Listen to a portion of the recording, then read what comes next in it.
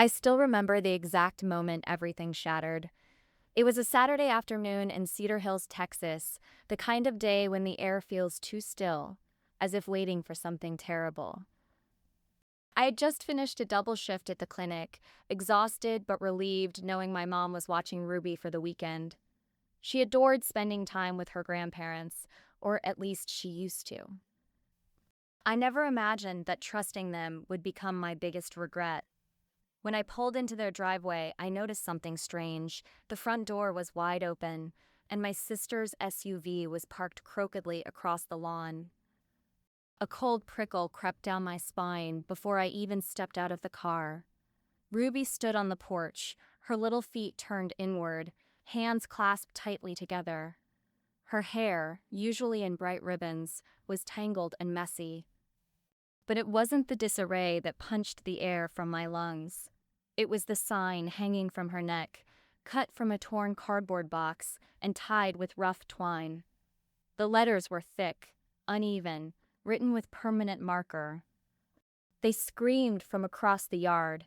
Family shame. My mind couldn't process it fast enough. I felt disoriented, as if I had stepped into someone else's nightmare. Ruby lifted her eyes toward me, and I saw something there I had never seen before. Humiliation, so deep it looked like it stained her soul. She whispered that she didn't lie, that she tried to tell them, but they wouldn't listen. The moment I lifted Ruby into my arms, her body went rigid, as if she expected to be scolded again. That alone nearly brought me to my knees. My mother stepped onto the porch with that familiar hard expression, the one she always saved for me. She said Ruby had told a ridiculous story about my sister's son taking her tablet and breaking it, and when no one believed her, Ruby kept insisting, which in their minds automatically meant she was lying. I stared at her, stunned, unable to understand how a 7-year-old insisting on the truth warranted public humiliation. My father stayed quiet, his eyes darting everywhere except at me or Ruby. My sister Denise leaned against the doorframe with a look that told me she saw nothing wrong with any of this. She said the sign was necessary to teach Ruby consequences. I felt my pulse hammer in my ears. Ruby clung to me like I was the only safe place left in the world. In that moment, I realized I needed to get her away immediately before their cruelty carved deeper into her confidence. I buckled her into the back seat and drove away without a word. For the first few minutes, the only sound was Ruby's shaky breathing. She kept whispering that she hadn't lied, repeating it like a mantra, as if she needed to convince herself she still deserved to be believed. When we stopped at a red light, I looked at her in the mirror. Her head hung low. The cardboard sign lay discarded on the floor, but the shame still clung to her. I reached back and stroked her arm, promising her she wasn't in trouble.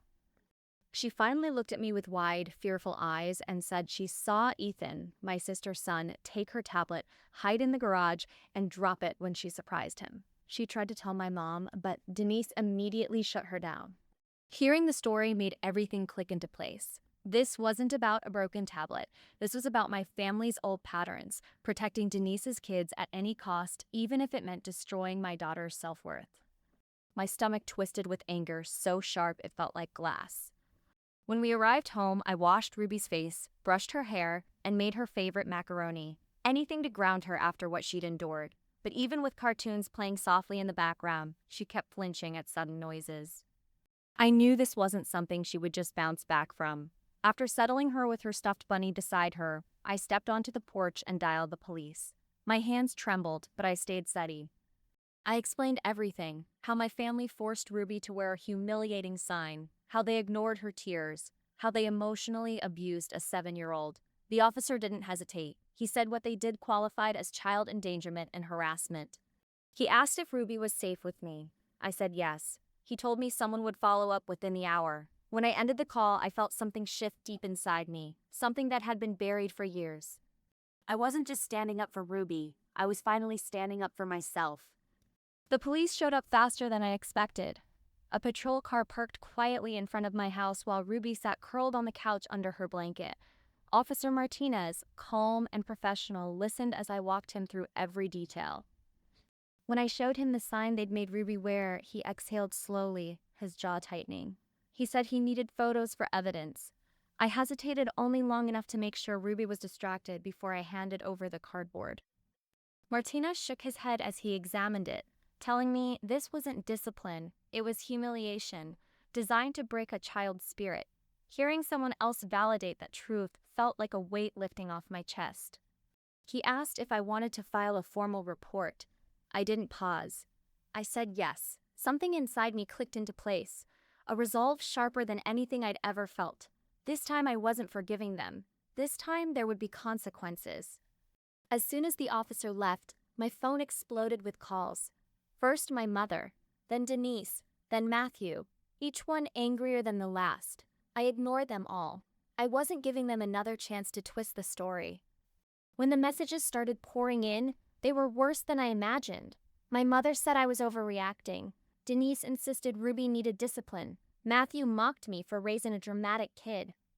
Not once, not a single time did any of them ask if Ruby was okay.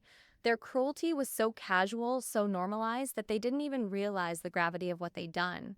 I blocked all three of them before I could read another word. I sat beside Ruby, watching her breathe softly as she drifted to sleep, and I made myself a promise. If protecting her meant losing the rest of my family, so be it. I would not let their dysfunction infect her childhood the way it infected mine. Growing up, Denise had always been the golden child. If she forgot homework, my mother blamed the teacher. If I forgot homework, I was irresponsible. When Denise lied, it was stress. When I told the truth, it was disrespect. That double standard followed me into adulthood, and apparently it was now being forced onto Ruby.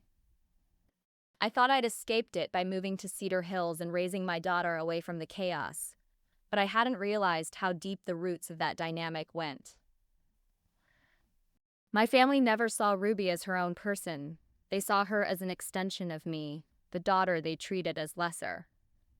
As I sat there, brushing hair from Ruby's forehead, the weight of that realization settled like a stone. Breaking that cycle wasn't optional anymore. It was necessary. And it started now.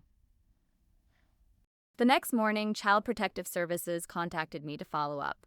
The woman assigned to the case, Miss Franklin, spoke gently, assuring me I'd done the right thing reporting what happened. She asked if Ruby felt safe at home. I told her she did, and Ruby confirmed it with a shy nod. When Miss Franklin asked if my parents had ever acted aggressively toward Ruby before, I admitted I'd ignored warning signs, dismissive comments, harsh tones. Little moments I brushed aside because I was desperate to believe they could be better grandparents than they were parents. Miss Franklin took notes, making it clear the investigation would move forward. She explained they could issue mandatory counseling or even restrict contact. I surprised myself by saying I preferred no contact at all. She paused, studying me with quiet understanding, and said she'd include that recommendation. By noon, the situation exploded in ways I didn't expect. A local reporter showed up in the neighborhood following a tip, probably from someone who'd seen the police car the night before. She didn't know my name yet, but she'd heard a child had been forced to wear a shame sign. She asked if I was willing to talk. I almost said no. Then I thought of the sign. I thought of Ruby's tear-streaked face. I thought of my family insisting they'd done nothing wrong. So I stepped onto the porch and told the reporter everything. Not our names, not identifying details, just the truth of what was done to my child. When the story aired that evening, it spread fast. And while my family still didn't reach out to apologize, they finally stopped calling me, because now they were too busy trying to protect themselves. 2 days later, I received a letter from my mother. No return address, but her handwriting was unmistakable. Inside was a single page. She wrote that I had humiliated the family. She said Ruby needed tough love. She claimed the sign was a harmless lesson. Not one sentence acknowledged the pain they caused. I tore the letter in half and let the pieces fall to the floor.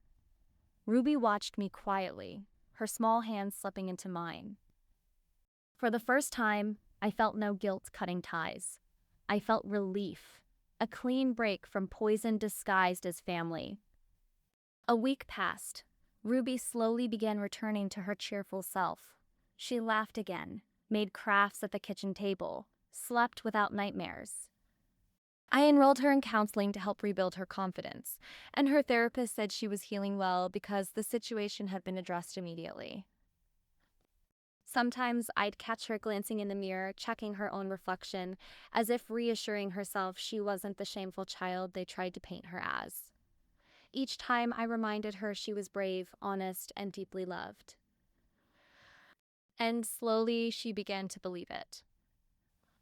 The final blow came when CPS informed me my family refused to cooperate with the investigation. They defended the sign as traditional discipline. The agency disagreed.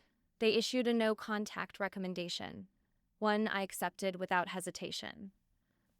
When the official notice arrived in the mail, I felt something inside me unclench. The cycle that shaped my childhood would not touch Ruby again. I read the document twice, then tucked it into the folder where I kept her important papers. This time, the boundary wasn't emotional or informal, it was legal. It was real, and it was ours. Months passed, and life settled into something peaceful. Ruby thrived at school and made new friends. We created traditions of our own: Sunday museum trips, backyard camping nights, homemade pizza Fridays. I never realized how much tension I'd carried until it was gone.